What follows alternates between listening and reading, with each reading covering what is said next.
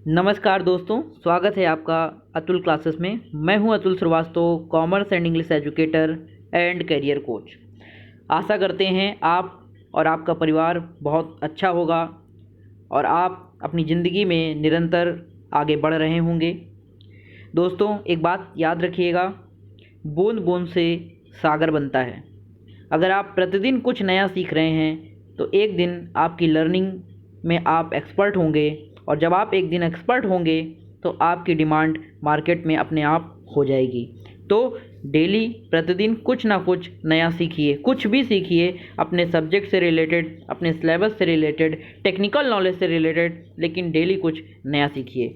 आइए इन्हीं विचारों के साथ शुरू करते हैं अपना lesson poem number 3, education of nature, William Wordsworth. Education का मीन्स है शिक्षा, नेचर का मीन्स है प्रकृति, ऑफ मीन्स का प्रकृति की शिक्षा। तो चैनल को सब्सक्राइब कर लीजिए। अब आपको पता भी चल गया होगा कि ये चैनल एजुकेशनल चैनल है। कैरियर में आप सभी के लिए ये चैनल बनाया गया है जो आपको आपके कैरियर में सपोर्ट करता है। तो फटाफट से चैनल को सब्सक्राइब कर लीजिए और बेल आइकन को प्रेस कर दीजिए, ताकि आपको इस तरह के कंप्लीट जितने भी वीडियोस हैं वो मिलते रहें, और कैरियर से रिलेटेड गाइडेंस भी आपको प्रॉपरली मिलती रहे। अगर आप प्राइवेट में जॉब सर्च कर रहे हैं तो उसकी इन्फॉर्मेशन भी आपको इसी चैनल से मिलेगी, और अगर आप गवर्नमेंट जॉब की तैयारी करना चाहते हैं तो उसमें भी ये चैनल आपकी हेल्प करेगा। तो चैनल के साथ जुड़ जाइए। ये चैनल आपकी हर एजुकेशनल प्रॉब्लम का सलूशन लेकर आया है। तो देखिए, आज हम लोग बात करते हैं education of nature, William Wordsworth. बहुत ही इम्पोर्टेंट पोएम है, और लर्निंग के पॉइंट ऑफ व्यू से भी इम्पॉर्टेंट है, और पेपर के पॉइंट ऑफ व्यू से भी ये पोएम इम्पॉर्टेंट है। तो देखिए, इस पोएम में this poem is written by, composed by William Wordsworth. The poet William Wordsworth believed that nature can teach one more than one can learn from the books and man. कोई भी व्यक्ति nature से जितना सीख सकता है, प्रकृति जितनी शिक्षा दे सकती है, बुक से उतना वो व्यक्ति नहीं सीख सकता है। ये विलियम वर्ड्सवर्थ ने सिखाया और बताया है। एक बच्ची जो 3 साल की है और वो नेचर से बहुत कुछ सीखेगी इस पोएम में, उसी की कहानी इस पोएम के माध्यम से विलियम वर्ड्सवर्थ ने बताई है। तो लाइनों को ध्यान से देखिए। 3 years she grew in sun and shower. Then nature said, a lovelier flower on the earth was never sown. This child I to myself will take, she shall be mine, and I will make a lady of my own. देखिए, सन and sober एक word use हुआ है जिसका मतलब होता है खुले प्राकृतिक वातावरण में। Sun and shower, open space of nature. 3 years she grew, 3 साल की वह बच्ची खुले प्राकृतिक वातावरण में देखी जाती है। तो प्रकृति ने उसे देखा, और देन नेचर सैड, और प्रकृति ने फिर कहा, क्या कहा? A lovelier flower on the earth was never sown, क्योंकि वो बहुत सुंदर लड़की थी, बच्ची थी। तो बोला कि a lovelier flower on the earth was never sown, इतना प्यारा फूल कभी भी इस पृथ्वी पर शायद नहीं खिला है। कह रहे, this child I to myself will take, इस बच्ची को मैं स्वयं लूँगी। She shall be mine and I will make a lady of my own, और वह मेरी होगी और मैं उसे अपनी तरह की एक स्त्री बनाऊँगी। नेचर ने कहा कि मैं उसे अपनी तरह की एक स्त्री बनाऊँगी। अगले स्टैंजा में कहते हैं कि myself will to my darling be both law and impulse, and with me the girl in rock and plain, in earth and heaven, in glade and bower, shall feel an overseeing power to kindle or restrain. Poet कहते हैं, myself will to my darling be, वह मेरे लिए सबसे प्रिय होगी। Darling का मतलब होता है प्रिय।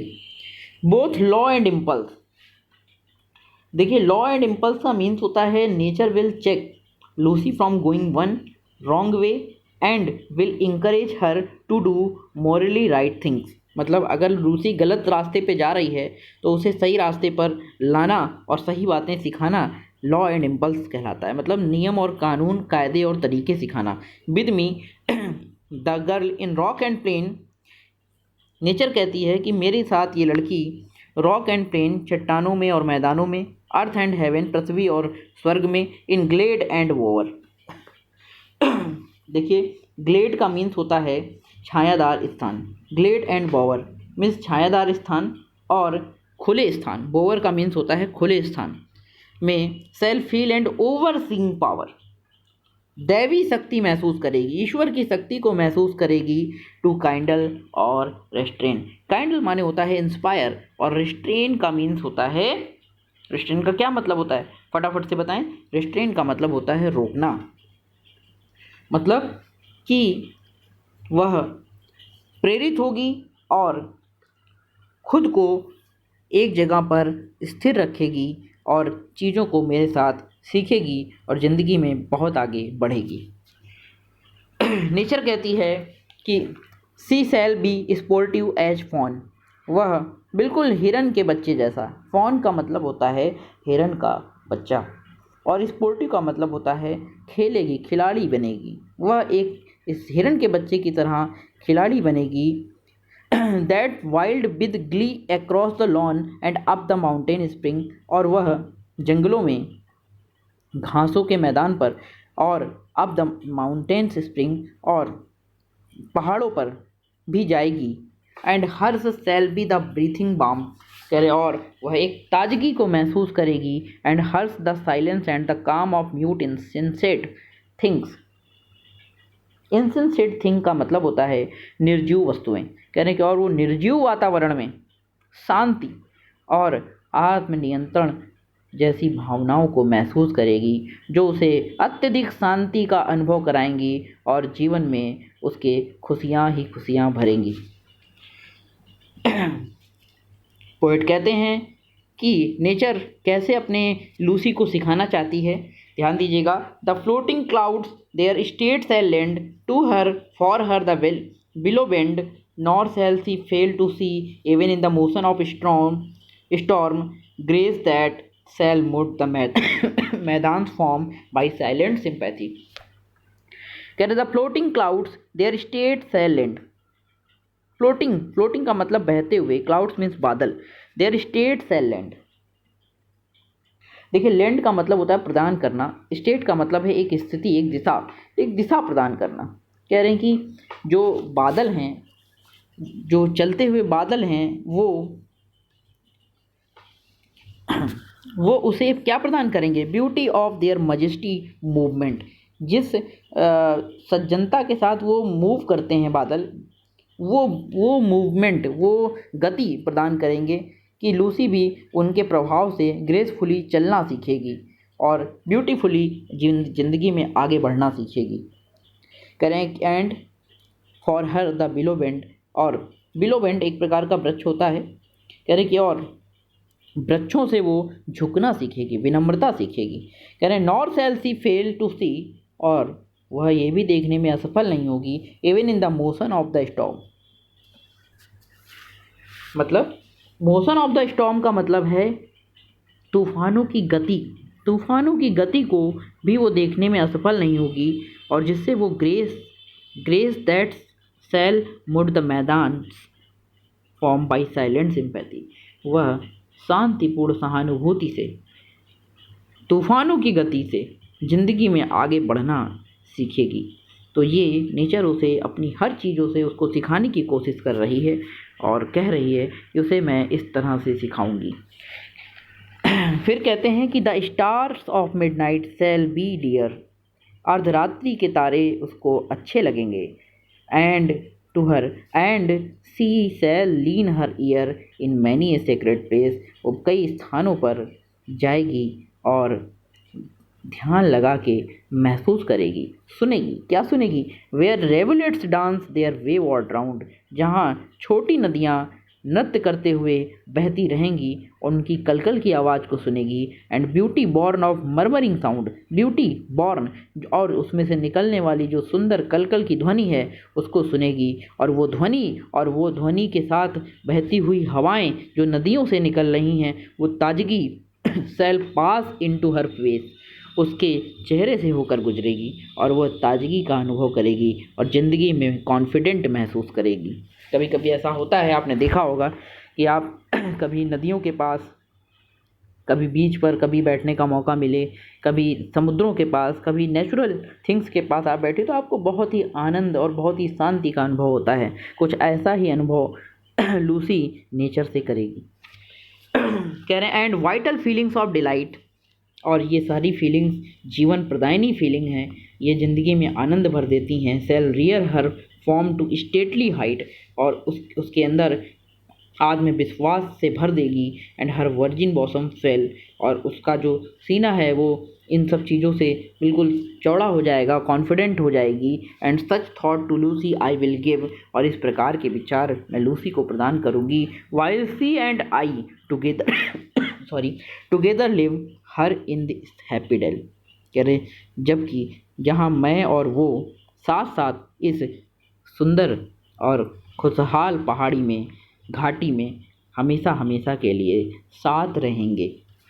तो लूसी बहुत पसंद आ गई है नेचर को, और नेचर लूसी को अपने तरह अपने साथ रखना चाहती है, उसे बहुत कुछ सिखाना चाहती है। कह रहे thus nature spake the work has done, nature ने कहा कि अब मैंने अपना काम कर दिया है, मतलब नेचर ने लूसी को सिखा दिया है। And how soon my Lucy's race was run, और कितनी जल्दी मेरी लूसी की जो यात्रा है वो समाप्त हो गई है। सी डाइड, वो मर चुकी है। एंड लेफ्ट टू मी, और उसने मुझे छोड़ दिया है। This heath, this calm quiet scene, ये गर्म, ये नियंत्रित शांति और शांतिमय दृश्य। The memory of what has been, कह रहे कि यह जो याद है वो, and never more will be, ये याद हमेशा मेरे अंदर बनी रहेगी। नेचर कहती है कि मैं उसे हमेशा याद करती रहूँगी। And never more will B, वह कभी भी मेरी आँखों से या मेरी स्मरण शक्ति से दूर नहीं होगी। लूसी मेरे लिए बहुत प्रिय बच्ची है। ऐसा कहते हुए ये पोएम को विलियम वर्ड्सवर्थ ने समाप्त किया है। अब इसका जो सेंट्रल आइडिया है उसको, जैसे आपने अभी तक नोट किया है, पूरे सेंट्रल आइडिया को अच्छे से नोट करिएगा, और सेंट्रल आइडिया नोट करके पोएम के बारे में और इजी शब्दों में, इंग्लिश में आप चीज़ों को समझ सकते हैं। सेंट्रल आइडिया इसलिए भी होता है, सेंट्रल का मतलब होता है मुख्य, आइडिया का मतलब होता है विचार, पोएम के मुख्य विचार। तो इसे आप ज़रूर नोट करिएगा और अच्छे से इसको रिवाइज कर लीजिएगा। इसके बाद एक्सप्लेनेशन जो इम्पोर्टेंट है वो मैंने यहाँ पे मेंशन किए हैं, इसको अच्छे से नोट करके आप समझ लीजिएगा कैसे एक्सप्लेनेशन हो रहा है। और इसके बाद दूसरा एक्सप्लेनेशन जो आपके लिए इम्पोर्टेंट है, दूसरा बहुत इम्पोर्टेंट है, इसको ज़रूर नोट करिएगा। और इस तरह से हमने अपनी अगली पोएम नंबर 3 कंप्लीट कर ली है। तो अगर आपको ये पोएम अच्छी लगी हो और समझ में आई हो तो एक लाइक, एक कमेंट तो बनता है, और शेयर करना दोस्तों के साथ ना भूलें। अगर आप भी चाहते हैं कि ये चैनल आगे तक जाए और मैं आपके लिए कुछ वीडियोस बनाता रहूं, कुछ ना कुछ आपको नया देता रहूं, आपके कोर्स को कंप्लीट कराता रहूं, तो आप अधिक से अधिक लोगों तक इसको पहुंचाएं और अधिक से अधिक लोगों तक जोड़ें, ताकि मुझे भी मोटिवेशन मिले और मैं आपके लिए कुछ नया लेकर हमेशा आता रहूं। तो जय हिंद दोस्तों, नमस्कार। फिर मिलेंगे नेक्स्ट वीडियो में नए लेसन के साथ, नए विचारों के साथ और नई आशाओं के साथ। तब तक के लिए धन्यवाद।